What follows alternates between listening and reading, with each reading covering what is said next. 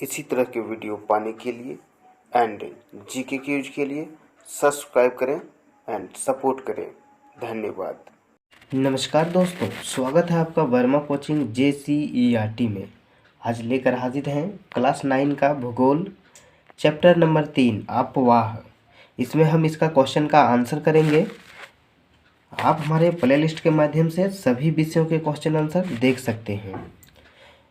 अगर आप चैनल पर नए हैं तो चैनल को सब्सक्राइब करना ना भूलें। इसी तरह के वीडियो एंड जीके क्यूज के लिए सब्सक्राइब करें, हमें सपोर्ट करें। धन्यवाद। आइए देखते हैं आज का चैप्टर 3 का पहला क्वेश्चन। क्वेश्चन है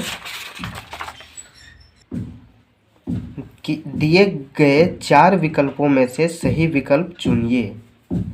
पहला है वूलर झील निम्नलिखित में से किस राज्य में स्थित है। तो वूलर झील कहाँ पर स्थित है? राजस्थान, पंजाब, उत्तर प्रदेश, जम्मू कश्मीर। तो इसका सही आंसर हो जाएगा आपका जम्मू कश्मीर में। ठीक है।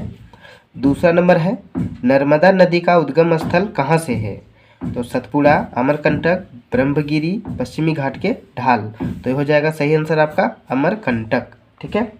तीसरा नंबर है निम्नलिखित में से कौन सी लवणीय झील है। तो लवणीय झील सांभर, वूलर, डल, गोविंद। तो ये सांभर झील आपका सही आंसर हो जाएगा। ठीक है। चौथा नंबर है कि निम्नलिखित में से कौन सी नदी प्रायद्वीपीय भाग की सबसे बड़ी नदी है। तो कौन सी नदी है? नर्मदा, गोदावरी, कृष्णा, महानदी। तो आपका गोदावरी नदी हो जाएगा। ठीक है। अगला क्वेश्चन है कि निम्नलिखित नदियों में से कौन सी नदी भ्रंश घाटी से होकर बहती है। तो महानदी, कृष्णा नदी, तुंगभंगरा नदी, तापी नदी। तो हो जाएगा आपका तापी नदी। ठीक है। अगला क्वेश्चन है कि जल विभाजक का क्या कार्य है, एक उदाहरण दीजिए। तो इसका आंसर है कि जल विभाजक वह ऊंची भूमि है जो दो नदी द्रोणियों को एक दूसरे से अलग करती है। उदाहरण जो है हिमालय पर्वत एवं अम्बाल सबसे बड़ा जल विभाजक है। क्लियर है। अब दूसरा है कि भारत की सबसे विशाल नदी द्रोणी कौन सी है। तो भारत की सबसे विशाल नदी द्रोणी गंगा द्रोणी भारत की सबसे बड़ी नदी द्रोणी है। ठीक है। तो तीसरा है कि सिंधु एवं गंगा नदियां कहाँ से निकलती है। तो सिंधु और गंगा नदी जो है, सिंधु नदी तिब्बत के मानसरोवर झील के निकट से निकलती है और गंगा नदी हिमालय में गंगोत्री ग्लेशियर से निकलती है। क्लियर है। चौथा है कि गंगा की 2 मुख्य धाराओं के नाम लिखें। ये कहाँ पर एक दूसरे से मिलकर गंगा नदी का निर्माण करती है। तो इसका आंसर है आपका गंगा की 2 प्रमुख नदियाँ, 2 प्रमुख स्रोत नदियाँ भागीरथी और अलकनंदा है। ये उत्तरांचल राज्य के देवप्रयाग नामक स्थान से निकलती है। क्लियर है। आगे है दूसरा का 5वां कि कौन सी 2 प्रायद्वीपीय नदियां गर्त से होकर बहती है। समुद्र में प्रवेश करने के पहले वे किस प्रकार की आकृतियां का निर्माण करती है। ठीक है। आइए देखते हैं प्रायद्वीपीय।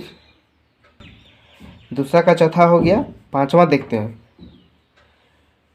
लंबी धारा होने के बावजूद तिब्बत के क्षेत्रों में ब्रह्मपुत्र में कम गाद क्यों है।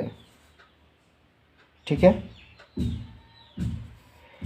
तो ब्रह्मपुत्र नदी का तिब्बत में फैला लंबा मार्ग कम वर्षा वाला क्षेत्र है, इसीलिए नदी के उस मार्ग में कम गाद, रेत और मिट्टी पाई जाती है। ठीक है। अगला है दूसरा का 6ठा कि कौन सी 2 प्रायद्वीपीय नदियां गर्त होकर बहती है। समुद्र में प्रवेश करने से पहले वे किस प्रकार की आकृतियां का निर्माण करती है। ठीक है। तो प्रायद्वीपीय भारत की नर्मदा और ताप्ती आदि ऐसी नदियां हैं जो गातों से होकर बहती है और अरब सागर में गिरती है। समुद्र में गिरने से पहले वे डेल्टा का निर्माण करती है। क्लियर है। इंपॉर्टेंट क्वेश्चन है, ध्यान में रखेंगे। ठीक है। आगे देखते हैं। अगला क्वेश्चन है कि नदियों तथा झीलों के कुछ आर्थिक महत्व को बताएं। तो इसका आंसर है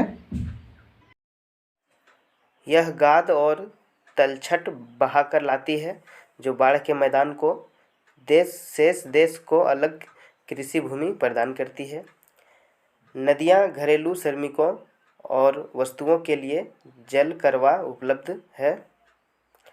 रिजर्व भारत जैसे देश में जहाँ पेयजल पर प्रतिबंध है, नदियों के साथ साथ औद्योगिक विकास भी फलता फूलता है, क्योंकि कई औद्योगिक उद्यमों में जल की अत्यंत आवश्यकता है, जैसे शीतलक में और जल विद्युत उत्पादन में।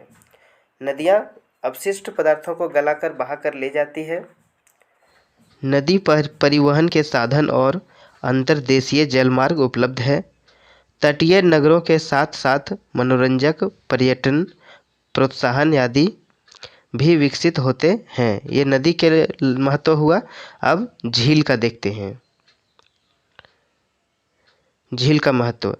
नदी के बहाव को सुचारू बनाने में झील महत्वपूर्ण भूमिका निभाती है। विद्युत उत्पन्न करने के लिए झीलों का भी उपयोग किया जा सकता है। अत्यधिक वर्षा के समय यह रक्तचाप को रोकता है। अगला है स्टेप, मछली के मौसम में यह पानी के बहाव को दर्शाता है। जलीय परमिट को अंतिम रूप दिया जाता है।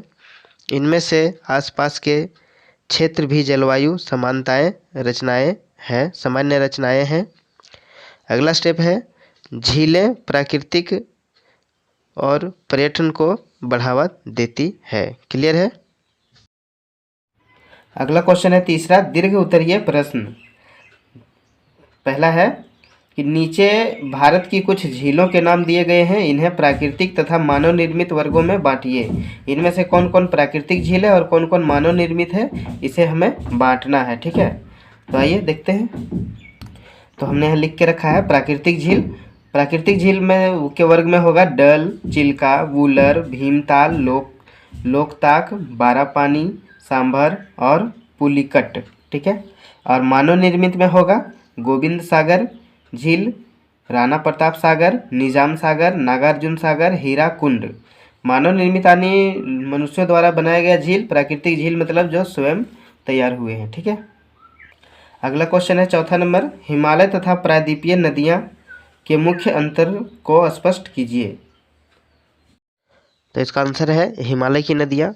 हिमालय की नदियाँ बारहमासी होती है, जबकि प्रायद्वीपीय नदियाँ मौसमी होती है और प्रायः मानसून में प्रवाहित होती है। हिमालयी नदियाँ अपने विकास क्रम में नवीन है और नवीन वलित पर्वतों के मध्य प्रवाहित होती है, जबकि प्रायद्वीपीय नदियाँ प्रौढ़ावस्था में है और प्रायद्वीपीय पठारों से होकर प्रवाहित होती है। यहाँ दो लाइन खींचा गया है, वो दोनों लाइन आप नहीं लिखेंगे तो चलेगा। ठीक है, अगला है प्रायद्वीपीय पठार के पूर्व एवं पश्चिम की ओर बहने वाली नदियों की तुलना कीजिए।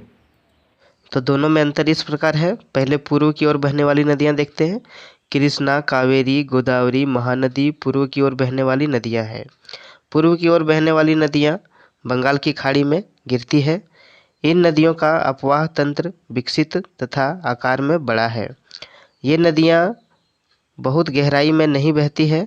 ये नदियाँ पूर्वी तट पर बड़े डेल्टा का निर्माण करती है। मुहाने के निकट इन नदियों की गति बहुत मंद हो जाती है। इन नदियों की लंबाई अधिक होती है। अब देखते हैं पश्चिम की ओर बहने वाली नदियाँ। नर्मदा एवं तापी पश्चिम की ओर बहने वाली नदियाँ हैं। ये नदियाँ अरब सागर में गिरती है। इन नदियों का अपवाह तंत्र विकसित नहीं है।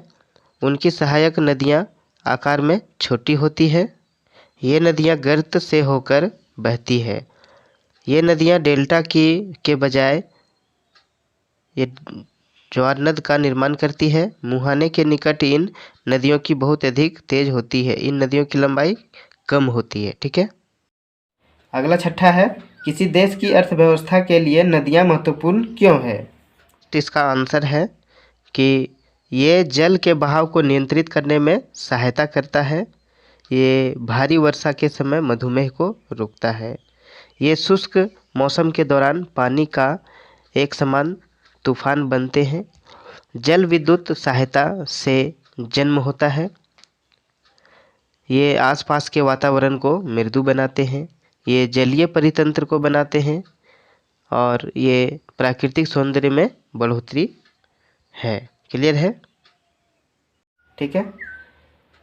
अगर हमारा वीडियो आपको थोड़ा भी पसंद आया हो तो कृपया चैनल को सब्सक्राइब करना ना भूलें, हमें सपोर्ट करें। फिर मिलते हैं अगले वीडियो में, तब तक के लिए वीडियो में अंत तक बने रहने के लिए आपका बहुत बहुत धन्यवाद।